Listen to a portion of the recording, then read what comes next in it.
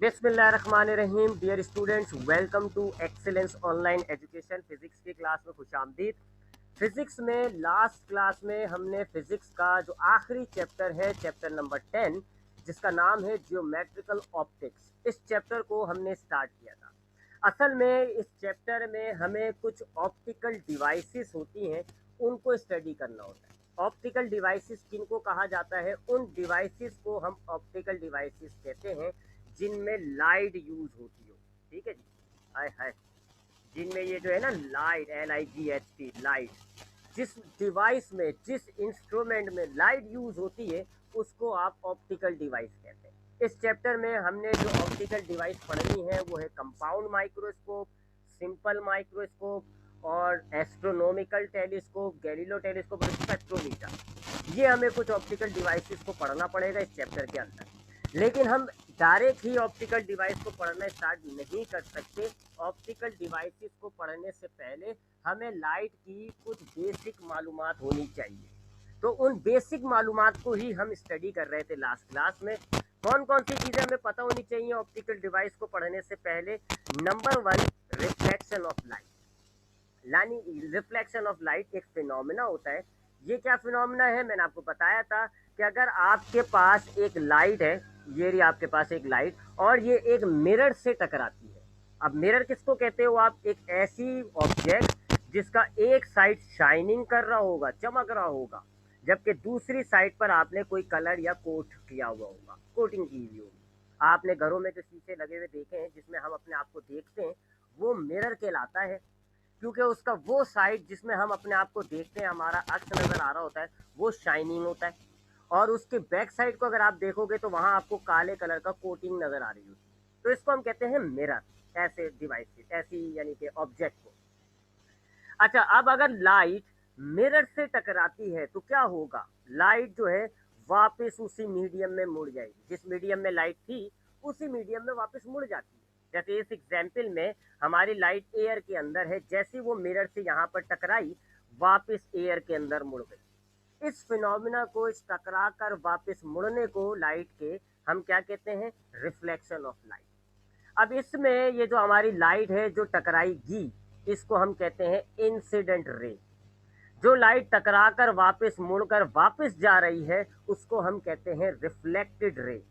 अगर हम मिरर, ये मिरर है, और इस पर हम एक ऐसे नॉर्मल लाइन बना दें, यानी एक ऐसी लाइन बनाए जिसका एंगल 90 डिग्री हो मिरर के साथ, उस लाइन को हम कहते हैं नॉर्मल। नॉर्मल क्या होता है? एक ऐसी लाइन जो मिरर के साथ 90 डिग्री का एंगल बना रही है, उसको आप नॉर्मल कहते हो। तीन चीज़ें हो गई। फिर नॉर्मल और इंसिडेंट रे के दरमियान जो एंगल बनता है उसको हम कहते हैं इंसिडेंट एंगल। नॉर्मल और रिफ्लेक्टेड रे के दरमियान जो एंगल बनता है उसको आप कहते हो रिफ्लेक्टेड एंगल या एंगल ऑफ रिफ्लेक्शन। ये ये तो था पहला फिनोमिना जिसको हमने नाम दिया रिफ्लेक्शन ऑफ लाइट का। उसके बाद जो दूसरा फिनोमिना हमने स्टडी किया वो था रिफ्रैक्शन। आर आ रहा होता है। रिफ्रैक्शन क्या होता है? अच्छा, अब लाइट अगर मिरर से टकराने के बजाय एक ट्रांसपेरेंट मीडियम से टकरा जाए, जैसे कि हमारे पास गिलास के टुकड़े होते हैं या पानी होता है, वाटर, पानी लिख रहा था मैं, वाटर, ये ट्रांसपेरेंट होते हैं, ट्रांसपेरेंट मीडियम्स कहलाते हैं। लाइट अगर एक ट्रांसपेरेंट मीडियम से टकराती है तो लाइट उस मीडियम में एंटर हो जाती है, उस मीडियम के अंदर दाखिल हो जाएगी, मुड़कर वापस नहीं जाएगी एयर के अंदर, ऐसे मुड़ के वापस नहीं जाएगी, बल्कि लाइट उस मीडियम में एंटर हो जाती है। इस फिनोमिना को हम कहते हैं रिफ्रैक्शन ऑफ लाइट। तो आपने देखा, अगर लाइट एक मिरर से टकराती है तो वापस मुड़ जाती है, और अगर एक ट्रांसपेरेंट मीडियम से टकराती है तो लाइट उसमें एंटर हो जाती है, उसमें दाखिल हो जाती है। तो दाखिल होने वाला फिनोमेना, ट्रांसपेरेंट मीडियम से टकराकर लाइट का एंटर हो जाना, रिफ्रैक्शन कहलाता है। रिफ्रैक्शन में एक बात याद रखिएगा कि जब लाइट एक मीडियम से दूसरे मीडियम में एंटर होगी तो लाइट की डायरेक्शन में फर्क आएगा। ठीक है जी, क्या फर्क आएगा मैं आपको यहाँ दिखाता हूँ। सपोज करें कि ये नॉर्मल है, लाइट ऐसे जा रही है, ऐसे लाइट को जाना है। अब यहाँ पर ये मीडियम चेंज कर रही है जी, इस पॉइंट पर, ये ओ पॉइंट जो मैंने बनाया है, इस पॉइंट पर मीडियम चेंज हो रहा है, लाइट इस मीडियम से दूसरे मीडियम में एंटर हो रही है। ये एयर है, ये वाटर है। ठीक है, तो अब लाइट देखें आप यहाँ पे इस डायग्राम में, एयर से लाइट एक ट्रांसपेरेंट मीडियम से टकराई जिसको हमने नाम दिया हुआ है वाटर का। तो लाइट क्या हो गई, लाइट एंटर हो गई, एंटर हो गई ना। देखें वापस आप देखें लाइट पानी में एंटर हो जाती है। लेकिन जब लाइट अपना मीडियम चेंज करेगी, हवा से पानी में एंटर होगी, लाइट की डायरेक्शन में फर्क आएगा। दो बिहेवियर देखे जाते हैं। अगर लाइट हल्के से बाहरी मीडियम की तरफ जाती है तो लाइट नॉर्मल की तरफ बेंड होगी। एयर जो है वो हल्का है, पानी जो है वो भारी है, रेयर और डेंसर। तो अब यहाँ इस एग्जाम्पल में लाइट जो है वो रेयर से डेंसर मीडियम में जा रही है, तो लाइट क्या होगी, लाइट नॉर्मल की तरफ बेंड हो जाएगी और लाइट जो है अब वो ऐसे जाएगी। और अगर उल्टा कर लें हम, अगर हम उल्टा कर लें, कहाँ दिखाऊं मैं आपको, कहाँ दिखाऊं, चले मैं यही दिखा देता हूँ। अगर हम उल्टा कर लेते हैं जी, हमारे पास बाहर जो है वाटर है और नीचे हमारे पास एयर है और ये मीडियम हो गया, सरफेस हो गया, ठीक है, ये नॉर्मल है। अब यहाँ पे देखें लाइट आई, एयर भी एक ट्रांसपेरेंट मीडियम होता है तो लाइट एंटर हो जाएगी। लेकिन अब लाइट की जब एंटर होती है तो डायरेक्शन में फर्क आएगा। अब वाटर जो है वो हल्का होता है, एयर जो है वो सॉरी हाँ वाटर जो है वो डेंसर होता है, एयर जो है वो हल्का होता है। तो जब डेंसर से हल्के की तरफ जाती है तो लाइट नॉर्मल से दूर भागेगी और लाइट जो है वो नॉर्मल से दूर हो जाती है। ये ट्रेंड याद रखिएगा। तो इसको हम कहते हैं रिफ्रैक्शन ऑफ लाइट। इस फिनोमेना को हमने नाम दिया था रिफ्रैक्शन का। उसके बाद हमने बात करी सबसे इंपॉर्टेंट चीज लेंस की। लेंस क्या होता है, लेंस कहा जाता है ट्रांसपेरेंट मटेरियल्स को, ऐसे ट्रांसपेरेंट मटेरियल जिनमें स्फेरिकल सरफेस मिले।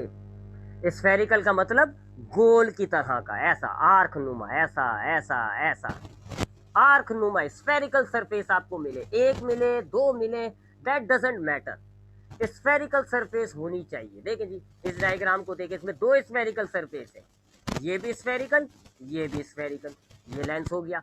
और इस डायग्राम को देखें, इसमें एक स्फेरिकल सरफेस है, ये तो ये भी लेंस हो गया। तो लेंस क्या होता है, ट्रांसपेरेंट मटेरियल्स होते हैं, ट्रांसपेरेंट मटेरियल्स होते हैं जिनमें कम से कम एक स्फेरिकल सरफेस मिले आपको। अगर दोनों स्फेरिकल नहीं है, यानी कि ऐसा देखें जी ये ट्रांसपेरेंट मटेरियल है लेकिन इसमें आपको कोई स्फेरिकल सरफेस नजर नहीं आ रही, ये नहीं कहलाएगा लेंस। हाँ अगर आपने इसको इस सरफेस को ऐसे कर दिया, अब ये देखें ये स्फेरिकल हो गई, अब ये लेंस हो जाएगा। तो लेंस क्या होता है, ट्रांसपेरेंट मटेरियल्स होते हैं जिनमें कम से कम एक स्फेरिकल सरफेस आपको मिले। दो तरह के लेंस होते हैं हमारे पास दुनिया में, एक कहलाते हैं कॉन्वेक्स, एक कहलाते हैं कॉनकेव। कॉन्वेक्स लेंस उन लेंस को कहा जाता है जो बीच में से मोटे होते हैं, थिक फ्रॉम द मिडल, बीच में से मोटे। जैसे आप इस डायग्राम को देखेंगे, यह वाला लेंस बीच में से मोटा है, इस लेंस को देखें आप बीच में से मोटा है। तो जो बीच में से मोटे होते हैं उनको हम कहते हैं कॉन्वेक्स लेंस। पंजाबी देखें, पंजाबी, पंजाबी को देखा, तोंद के पास से मोटा होता है, वो कॉन्वेक्स हो गया, बीच में से मोटे। और अगर बीच में से पतले होते हैं, थिन फ्रॉम द मिडल, बीच में से पतले होते हैं, जैसे कि ये वाला हो गया, ये वाला हो गया, इनको हम कहते हैं कॉनकेव। तो ये दो तरह के लेंस की टाइप याद रखिएगा, बीच में से मोटे हैं कॉन्वेक्स, बीच में से पतले हैं कॉनकेव। फिर हमने बात की थी कुछ टर्मिनोलॉजीज की और रे डायग्राम की। ये बहुत इंपॉर्टेंट चीज़ है, आपके पास जो आप ऑप्टिकल इंस्ट्रूमेंट्स पढ़ेंगे उनके अंदर असल चीज़ ही रे डायग्राम होती है। गलत बना दी पूरी डायग्राम गलत, पूरा सवाल गलत। रे डायग्राम को बनाने से पहले कुछ टर्मिनोलॉजीज की बात कर लेते हैं, थोड़ा सा नीचे दोबारा बात कर लेते हैं। मैंने आपको बताया कि ये एक लेंस है जी, लेट सपोज। अब कौन सा लेंस है ये, कॉन्वेक्स। क्यों, क्योंकि बीच में से मोटा है। इस लेंस के सेंटर को हम ओ यानी ऑप्टिकल सेंटर कहते हैं। लेंस के सेंटर को हम क्या कहते हैं, ऑप्टिकल सेंटर। उसके बाद इस सेंटर से हम एक लाइन गुजारते हैं, इस लाइन को हम कहते हैं प्रिंसिपल एक्सिस। ठीक है, दो चीजें हो गई, लेंस का सेंटर कहलाएगा ऑप्टिकल सेंटर, फिर उसमें से एक लाइन गुजर रही होती है स्ट्रेट लाइन, इसको आप कहते हो प्रिंसिपल एक्सिस। उसके बाद अगर आप इस सरफेस को ले लें, ये वाली सरफेस को, और इसका सर्किल पूरा कर लें, ये सर्किल का एक टुकड़ा है, ये वाला सरफेस जो है, ये वाला, ये सर्किल का एक टुकड़ा है। अगर आप इस सर्किल को पूरा कर लेते हैं, ये लेंगे ऐसी रफ सा आपने एक सर्किल कंप्लीट कर लिया, ये कंप्लीट कर लिया सर्किल। तो अब इस सर्किल का ये हो गया centre, that is the centre of the circle. Imaginary जो सर्किल बनाया है मैंने, ये उसका सेंटर है, इसको हम कहते हैं सेंटर ऑफ कर्वेचर, और इसको लिखते हैं 2f, that is called centre of curvature. और इसको आप लिखोगे कैसे, 2f। फिर उसके बाद इस 2F और O के बीच में बिल्कुल बीच का मिड पॉइंट, यानी कि दोनों तरफ सेम फासला होना चाहिए, ये वाली लाइन और ये वाली लाइन सेम होनी चाहिए, इसको हम कहते हैं प्रिंसिपल फोकस F। इसी तरीके से अगर इस सरफेस का आप सर्किल पूरा करोगे, ये सर्किल पूरा कर लिया आपने, लेट सपोज ये हमने सर्किल पूरा कर लिया, तो ये उस सर्किल का सेंटर यानी 2F हो गया, और ये O और 2F के बीच का पॉइंट यानी कि प्रिंसिपल फोकस। तो ये रे डायग्राम में चार चीजें होती हैं, ठीक है। अब हम अगर इसको ऐसे सर्किल, तो हम जब रे डायग्राम बनाएंगे हम कोई सर्किल वर्किल नहीं बनाएंगे, हम कोई सर्किल नहीं बनाएंगे, तो मैंने आपको बताया है। अब जब हम रे डायग्राम बनाएंगे तो हम कैसे बनाए, सबसे पहले आपने लेंस ड्रॉ करना है, या आपने लेंस ड्रॉ कर लिया, बीच में आप एक प्रिंसिपल एक्सिस बना दें, कितनी बड़ी आपकी मर्जी। यहाँ आपने एक ऐसे बिल्कुल लेंस का बिल्कुल एक बीच की लाइन खींची, आपको ओ मिल गया, ठीक है। आपने लेंस बनाया, लेंस से आपने एक स्ट्रेट लाइन गुजारी, फिर आपने ऐसे प्लस बना दिया जी, ओ आपको मिल गया। अब ओ से आप ऐसे ही अपने अंदाजे से 4 सेंटीमीटर बाद, यानी स्केल रख के, सॉरी अंदाजे से नहीं, स्केल रख के, ओ से आप ऐसे 4 सेंटीमीटर बाद 2F बना दें। इसी तरह ओ से रख के इस तरफ भी 4 सेंटीमीटर आप 2F बना दें। 2F का कितना बनाया आपने, 4 सेंटीमीटर। अब हमारे पास जो F होता है वो बिल्कुल हाफ होता है, मिड पॉइंट होता है, तो 2 सेंटीमीटर, O से 2 सेंटीमीटर बाद आप F बना दें। इधर भी O से 2 सेंटीमीटर बाद आप F बना दें। ये आपने रे डायग्राम के लिए अपना लेंस तैयार कर लिया, ठीक है। याद रखिएगा, अपनी आसानी के लिए एक ही रखो, ये भी 2 सेंटीमीटर, ये भी 2 सेंटीमीटर, ये भी 2 सेंटीमीटर, ये भी 2 सेंटीमीटर, चारों डिस्टेंस शुड बी सेम। तो ये रे डायग्राम की टर्मिनोलॉजीज हो जाती हैं। अब उसके बाद हमने देखा कि अच्छा, अगर आप कॉनकेव लेंस बनाए तो भी आप यही रखिएगा मामला। अगर आप कॉनकेव लेंस बनाए तो आप बस लेंस का स्ट्रक्चर चेंज कर दिएगा, ऐसा कर दिएगा लेंस, बाकी वही जी, ये प्रिंसिपल एक्सिस, ये आपने बीच में एक लाइन ड्रॉ करी, ये ओ आ गया। 4 सेंटीमीटर बाद आपने 2F बनाया, 2 सेंटीमीटर बाद आपने F बनाया, इसी तरह 2 सेंटीमीटर बाद F, 4 सेंटीमीटर बाद 2F। डायग्राम बस सेम है, सिर्फ लेंस को आपने चेंज कर दिया। तो ये तो हो गई जी रे डायग्राम के लिए आपने लेंस को ड्रॉ कर लिया। अब रे डायग्राम कैसे बनाई जाती है, रे डायग्राम कैसे बनाई जाती है जी, लेट्स से कि ये आपके पास आ गया कॉनकेव, सॉरी कॉन्वेक्स लेंस, ठीक है जी। ये आपने उसकी वो बीच वाली मिड लाइन बनाई, और ये आपने जो है वो प्रिंसिपल एक्सिस खींच दिया। अब ये पॉइंट क्या हो गया, ओ, ये पॉइंट क्या हो गया, ओ, नहीं उस पॉइंट क्या कर नहीं। अब उसके बाद आपने 4 सेंटीमीटर बाद 2F बनाया, 4 सेंटीमीटर बाद इधर 2F बनाया, 2 सेंटीमीटर बाद F बनाया, 2 सेंटीमीटर बाद F बनाया।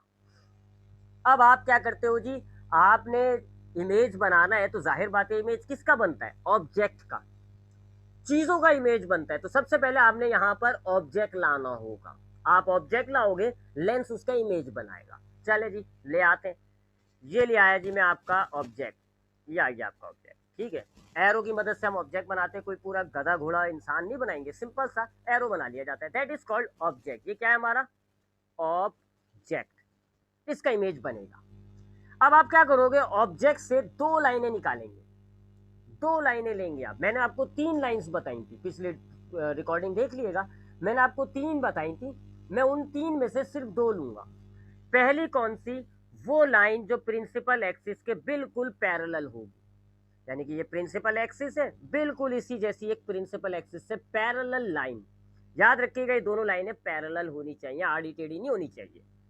अब ये जो प्रिंसिपल एक्सिस से पैरेलल लाइन होती है, ये लाइट है असल में, तो ये जो लाइट रे है जो प्रिंसिपल एक्सिस से पैरेलल है, ये लेंस से टकरा कर एफ से गुजरेगी हमेशा, जस्ट लाइक दैट। ये ऐसे आ रही है, लेंस से टकरा के ये एफ पे से गुजर गई हमेशा, चाहे आपका ऑब्जेक्ट यहाँ पर हो, यहाँ पर हो, यहाँ पर हो, कहीं पर भी होगा।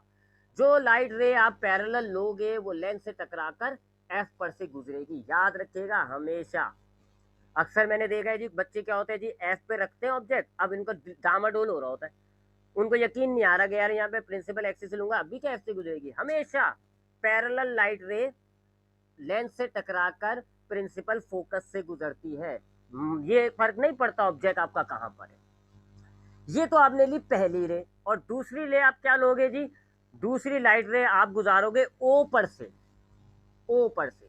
अब जो लाइट रे ओ से यानी ऑप्टिकल सेंटर से गुजरती है, वो मुड़ती मुड़ाती नहीं है, वो जैसे आ रही होती है वैसे ही निकल जाती है, यानी ऐसे आ रही है, देखें ऐसे ही निकल गई, जैसे आ रही होती है वैसे ही निकल जाएगी। इसको कोई ये नहीं है कि इसको आपने टकरा के एफ से गुजार दिया है, थोड़ा सा आगे पीछे कर दिया, नहीं, स्केल रखो, स्ट्रेट लाइन खींच दो, ओ से गुजरती हुई, ये आपकी लाइट रे यहाँ से आ रही, ओ से गुजर के ऐसे स्ट्रेट निकल गई। तो रे डायग्राम बनाने के लिए हम ये दो रे लिया करेंगे।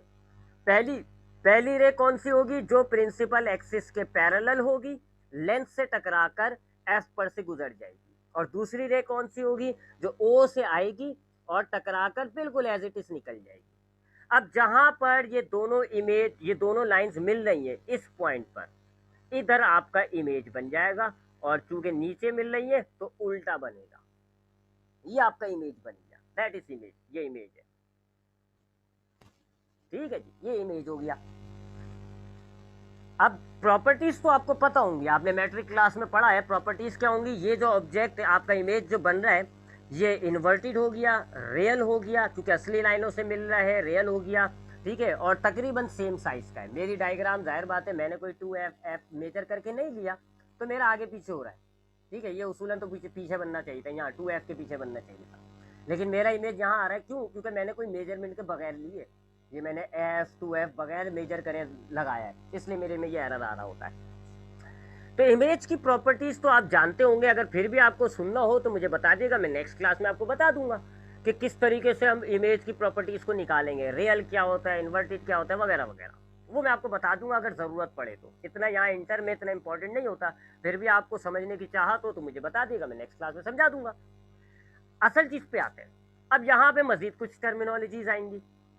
ये जो लेंस से लेके ये जो आपके ऑब्जेक्ट तक का डिस्टेंस होता है, distance from lens to the object, lens का जो मिड पॉइंट है ओ, ठीक है, ये मैं यहाँ तो नहीं बना सकता था इसलिए मैं नीचे बना रहा हूँ, तो लेंस का जो ओ है वहां से ऑब्जेक्ट तक का फासला पी कहलाता है, यानी कि पी फॉर ऑब्जेक्ट डिस्टेंस। ये टर्म्स बड़ी जहन में रखिएगा, बहुत काम के न्यूमेरिकल के अंदर भी। तो P क्या होता है, ऑब्जेक्ट डिस्टेंस, यानी कि आपका ऑब्जेक्ट लेंस से कितना दूर है, और फिर इसी O पॉइंट से लेके इमेज तक का फासला, यहाँ इमेज बन रहा है, इस पॉइंट पे बन रहा है ना इमेज, तो लेंस से लेके इमेज का फासला कहलाता है Q, यानी कि इमेज डिस्टेंस। दो टर्म्स हो गई जी। P क्या होता है, आपका ऑब्जेक्ट लेंस से कितना दूर है, Q क्या होता है, आपका लेंस, आपका इमेज लेंस से कितना दूर है। जबकि ये O और प्रिंसिपल फोकस तक का जो फासला होता है, ये यहां से लेके O यानी यहां तक का फासला, इसको आप स्मॉल f यानी कि फोकल लेंथ कहते हैं। स्मॉल f मतलब फोकल लेंथ। ये तीन टर्म जरा ध्यान में रखिएगा। P क्या है, लेंस से ऑब्जेक्ट तक का फासला, Q क्या है, लेंस से इमेज तक का फासला, और F क्या है, लेंस से फोकल प्रिंसिपल फोकस तक का फासला। ये तीन डिस्टेंस ध्यान में रखिएगा। जबकि ये जो होता है इसको हम कहते हैं हाइट ऑफ ऑब्जेक्ट, यानी कि HO, ये ऑब्जेक्ट की हाइट है HO। जबकि इमेज की जो लेंथ होती है इसको आप कहते हो HI, हाइट ऑफ इमेज। तो दो और चीजें आ गई, HO यानी कि हाइट ऑफ ऑब्जेक्ट, और एक HI यानी कि हाइट ऑफ इमेज, दो चीजें और आ गई। तो ये जरा टर्मिनोलॉजीज याद रखिएगा, क्योंकि जो नेक्स्ट डेरिवेशन हम करने जा रहे हैं और उससे आगे के सारी टर्मिनोलॉजीज में, न्यूमेरिकल्स में यही टर्म्स आ रही होती हैं, HO, HI, P, Q, F। तो P क्या है, ऑब्जेक्ट डिस्टेंस, Q क्या है, इमेज डिस्टेंस, F क्या है, प्रिंसिपल फोकस डिस्टेंस, HO क्या है, हाइट ऑफ ऑब्जेक्ट, HI क्या है, हाइट ऑफ इमेज।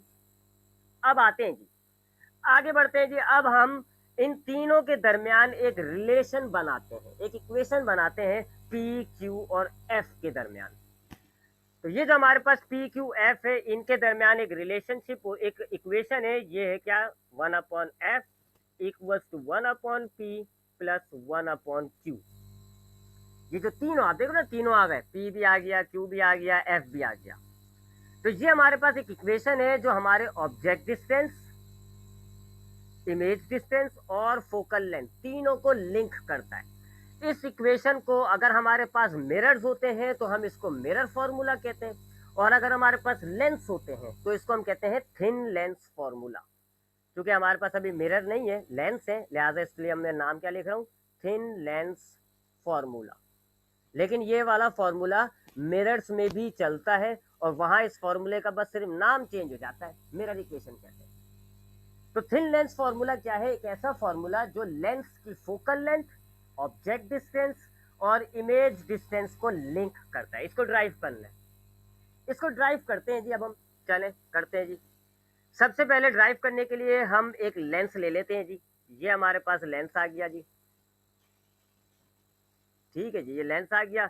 ये उसके हमने मिड एक्सिस बना दी और ये हमने बनाया प्रिंसिपल एक्सिस, ठीक है जी। अब इस पॉइंट को हम क्या कहते हैं, ग्रीन से लिखते हैं जी इसको ओ। ये अंदाजे के मुताबिक ये हो गया एफ, ये हो गया 2f, ठीक है। इसी तरीके से 2 सेंटीमीटर बाद ये f बनाया मैंने, ये 2 सेंटीमीटर बाद मैंने 2f बनाया, ठीक है। ये मैंने रे डायग्राम बना रहा हूँ थिन लेंस फॉर्मूले के लिए। ये आपने मैट्रिक में भी पढ़ा है भाई, लेकिन वहां पर आपने मिरर इक्वेशन के तौर पे पढ़ा था, यहाँ लेंस पर बना रहे हैं हम, ठीक है जी। अब हम ऑब्जेक्ट ले लेते हैं जी। ये हमारे पास आ गया जी ऑब्जेक्ट, चले जी हम यहाँ रख लेते हैं, और उल्टा बना दिया। ऑब्जेक्ट ले लेते हैं जी, चले हम ऑब्जेक्ट को यहाँ रख लेते हैं। ये हमारे पास ऑब्जेक्ट आ गया, ठीक है। थोड़ा सा आड़ा हो रहा है, मैं इसको सीधा कर देता हूँ। ये हमारे पास ऑब्जेक्ट आ गया जी, और ऑब्जेक्ट का नाम हम क्या रखते हैं जी, ए बी रख लेते हैं, ठीक है जी। ये ए पॉइंट हो गया इसका हेड, बी पॉइंट हो गया इसका टेल, ठीक है। तो ये हमने ऑब्जेक्ट रख लिया। अब हम इसकी रे डायग्राम बनाते हैं जी, देखते हैं इमेज कहाँ बनता है। तो वही बात है जी, सबसे पहले हमने इसमें से पैरेलल लाइन ली, ये पैरेलल लाइन है और टकरा कर ये कहाँ से गुजरेगी, एफ से गुजर गई, ये आ गई जी पहली लाइन। और दूसरी लाइन मैंने ओ से गुजारी और ये बगैर टकराए बगैर मुड़े सीधी सीधी गुजर गई। 2 लाइनें ले ली मैंने। अब ये दोनों पॉइंट यहाँ पर मिल रहे हैं, यहाँ बन जाएगा इसका इमेज, ये बन गया इमेज। और इमेज को हम नाम दे देते हैं, उसके हेड को नाम दे देते हैं हम डी, और इसके टेल को हम नाम दे देते हैं सी, ठीक है। ये हमने रे डायग्राम बना ली बिल्कुल वैसे ही जैसे मैंने अभी आपको ऊपर बताई थी, बनी है ना, आइए देखें, ठीक है जी। तो हमारे पास एक लेंस था, हमारे पास उसके सामने हमने एक ऑब्जेक्ट रखा, उस ऑब्जेक्ट का नाम क्या है, ए बी, ए और बी। फिर हमने एक पैरेलल लाइन ली, एफ से गुजर गई, स्ट्रेट लाइन ली, ओ से स्ट्रेट चली गई, यहाँ पर इमेज बन गया, इमेज का नाम क्या है, सी डी। अब यहाँ पे पहले टर्मिनोलॉजीज लिख लेते हैं। सबसे पहले देखें ए बी क्या है, ए बी क्या है जी, ए बी जो है हमारे पास ये लिखा हुआ height of object. A B क्या है, एरो की लेंथ, एरो हमारा ऑब्जेक्ट है, तो ये हो गया हाइट ऑफ ऑब्जेक्ट। जबकि सी डी को देखें जी, वो है हाइट ऑफ इमेज, ये, ठीक है। इसी तरीके से बी ओ क्या है, बी ओ से मुराद हो गया ये बी ओ, यानी यहां से लेके यहां तक का डिस्टेंस है जी बी ओ। और ये क्या है, ये ऑब्जेक्ट डिस्टेंस है, लेंस और ऑब्जेक्ट का फासला, इसको हम कहते हैं पी। तो बी ओ क्या हो गया, पी। इसी तरह ओ सी देखें जरा, ओ सी देखें हम जरा, तो ओ ये रहा, और सी क्या है, आपके इमेज का स्टार्टिंग पॉइंट। तो ये क्या हो गया, इमेज डिस्टेंस, लेंस से लेके इमेज तक का फासला ओ सी कहलाएगा। तो ओ सी क्या है, क्यू। इसी तरह एफ ओ देखो क्या है जी, एफ आपके पास है optical centre, F O sorry O आपके पास है ऑप्टिकल सेंटर, एफ आपके पास है प्रिंसिपल फोकस। तो एफ ओ क्या हो गया, फोकल लेंथ यानी कि स्मॉल एफ, ठीक है जी। ये टर्मिनोलॉजी जरा ध्यान में रखिएगा।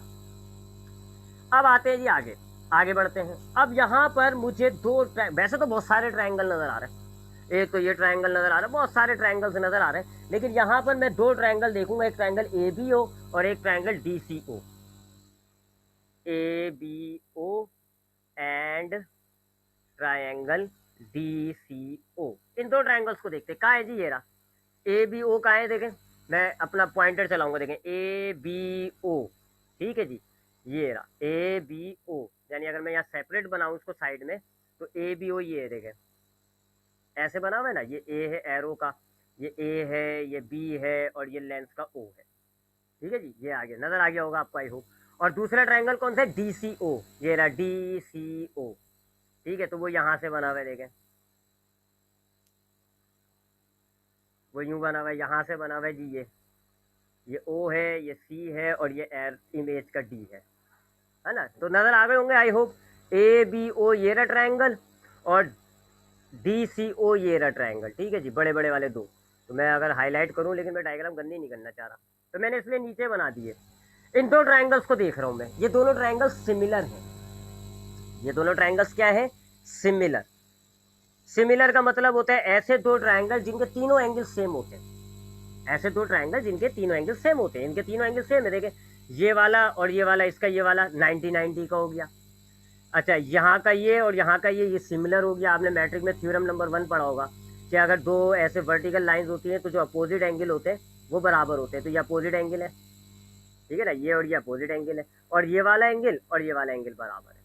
तो ये दोनों ट्रायंगल सिमिलर हैं क्योंकि इनके तीनों एंगल्स आपस में इक्वल है। तो हम रेशियोज लेते हैं, जब हमारे पास सिमिलर ट्रायंगल्स होते हैं तो हम साइड का सेम साइड से रेशियो लेते हैं। चले जी, अब हमारे पास ये दोनों ट्रायंगल सिमिलर हैं, तो यहाँ मैं इस वाली का यानी परपेंडिकुलर का इसके परपेंडिकुलर से रेशियो लेता हूँ। तो ए बी ओ में परपेंडिकुलर कौन सा है जी? ये वाला ए बी।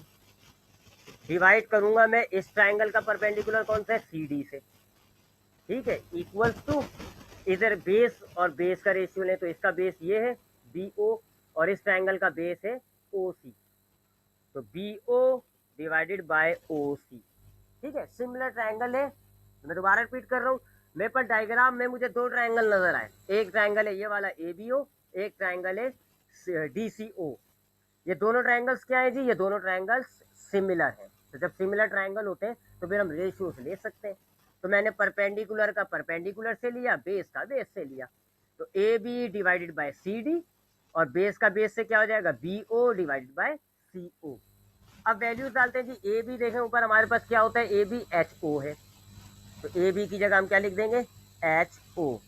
जबकि सी डी क्या है? देखें एच आई, तो एच आई लिख देते हैं। इक्वल्स टू बी ओ क्या है? देखें बी ओ क्या है? P, object distance. जबकि ओ सी क्या है हमारे पास? क्यू, तो ये हमने क्यू लिख दिया। वैल्यूज डाल दीजिए ऊपर को देख देख के। ये हमने इसलिए बनाया था चार्ट, ये वाला चार्ट। ये हो गई इक्वेशन नंबर 1।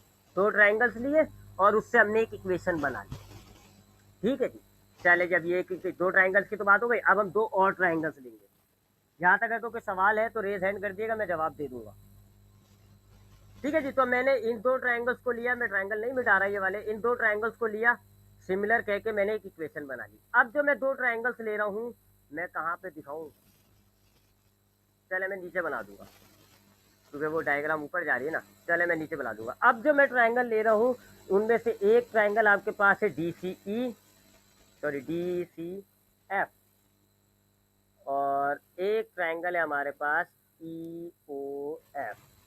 इन दो ट्रायंगल्स को ले रहा हूँ, डी सी एफ और ई ओ एफ। अब मैं इस डायग्राम को गंदी कर दूंगा, डी सी एफ और, अब देखें, तलाश करें जी कहाँ है ये डी सी एफ। ये रहा डी, पॉइंटर का है, डी सी एफ, यानी कि ये वाला जिसको मैंने कलर कर दिया, क्योंकि बस मैं आखिरी ट्रायंगल ले रहा हूँ इसलिए गंदी कर लेते हैं। और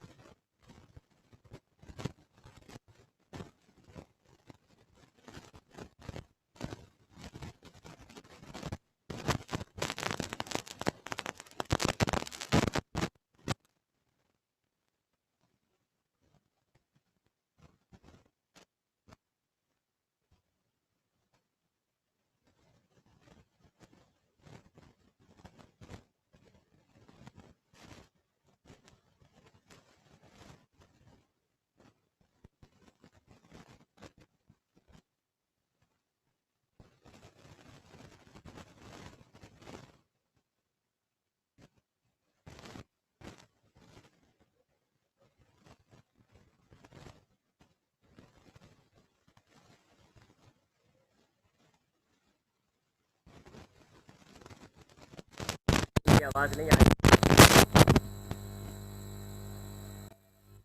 हाँ जी, तो थोड़ी सी कॉम्प्लिकेटेड है, बस अब देखते हैं। तो ये दो ट्रायंगल लिए हमने और ये इक्वेशन बना दी। अब मैंने ये दो ट्रायंगल लिए, मैंने अलग से आपको बना के दिखा दिया, और ये मैंने रेशियो ले लिया जी, perpendicular divided by perpendicular, base divided by base. अब मैंने ये अल्फाज ढूंढना है, ये हैं क्या? ठीक है, सबसे पहले बात करते हैं EO की, इसकी बात करते हैं EO। ऊपर आए डायग्राम में देखें जी, ये जो EO है ये तकरीबन AB के बराबर है, डायग्राम में आपको नजर आ रहा होगा। EO is almost equals to AB, और AB किसके बराबर है? हाइट ऑफ ऑब्जेक्ट, लिहाजा EO भी हाइट ऑफ ऑब्जेक्ट हो जाएगा। ये एक ही बात है, EO भी इसके बराबर होता है। तो डायग्राम में हमें नजर आ रहा है कि EO जो लाइन है, ये वाली जो लाइन है, ये वाली ये तकरीबन हाइट ऑफ ऑब्जेक्ट के बराबर है, यानी HO। लिहाजा EO की जगह मैंने क्या लिख दिया? HO divided bye CD। अब CD देखते हैं क्या है जी, तो CD तो हमारे पास क्या है जी, ये लिखा हुआ HI, लिहाजा HI लिख देते हैं इसकी जगह। अब हमने देखना है OF क्या है। OF आते हैं जी ऊपर, ये है जी OF। और OF क्या है? यानी FO या OF एक ही बात होती है, फोकल लेंथ F। तो OF की जगह हमने लिख दिया F डिवाइडेड बाय, अब हमें देखना है ये FC क्या है। तो FC ये रहा F, यहां से लेके यहां तक का डिस्टेंस, ये है FC। अब ये कैसे निकालें? ये तो नहीं है, तो अब हमें साफ नजर आ रहा है, देखें जी, यहां से लेके यानी कि O पॉइंट से लेके C तक का फासला होता है Q, है ना। O पॉइंट से लेके C तक का फासला क्या है? Q। और उसमें से हम OF यानी कि फोकल लेंथ माइनस कर दें तो ये लाइन बन जाती है। ठीक है, यहाँ मैं साइड में बना दूं अगर, तो देखें ये O है, ये C है। O से C तक का फासला तो हो गया Q, ये पूरी लाइन हो गई Q। इसमें से आप ये वाला टुकड़ा निकाल दो, यानी कि ये तो प्रिंसिपल फोकस है ना, फोकल लेंथ, तो ये माइनस कर दो, क्या बचेगा? FC। तो FC कितना हो गया? Q minus F। ये जरा ध्यान में डालिएगा। ठीक है, तो जरा डायग्राम जरा वैसे तो सारे अल्फाज हो गए, तो यू थोड़ा सा कॉम्प्लिकेट हो रही है। तो यहां से लेके यानी O से लेके C तक का फासला हो गया Q, उसमें से हमने OF जो कि किसके बराबर है? प्रिंसिपल फोकस के, F माइनस कर दिया, तो यही टुकड़ा बचेगा जी, FC। ठीक है, तो ये FC क्या हो गया? Q minus F। ये हो गई हमारे पास दूसरी इक्वेशन। ठीक है जी, तो ये हमने दो ट्राइंगल लिए, पहले ये वाले और ये इक्वेशन बना ली। क्लास ड्रॉप हो तो रिज्वाइन कर लीजिएगा। फिर हमने ये दो ट्राइंगल लिए और हमने ये इक्वेशन बना ली। अब दोनों इक्वेशंस को कंपेयर कर लेते हैं, लेफ्ट साइड इनका सेम है, कंपेयर करेंगे बोथ इक्वेशंस। अब दोनों इक्वेशंस का देखें, लेफ्ट साइड क्या है? HO divided by HI, HO divided by HI, तो दोनों का तो सेम है लेफ्ट साइड, लिहाजा राइट साइड को मिला के इक्वेशन बनाए। P upon Q equals to F divided by Q minus F, दोनों को राइट साइड को मिला के हमने इक्वेशन बना ली।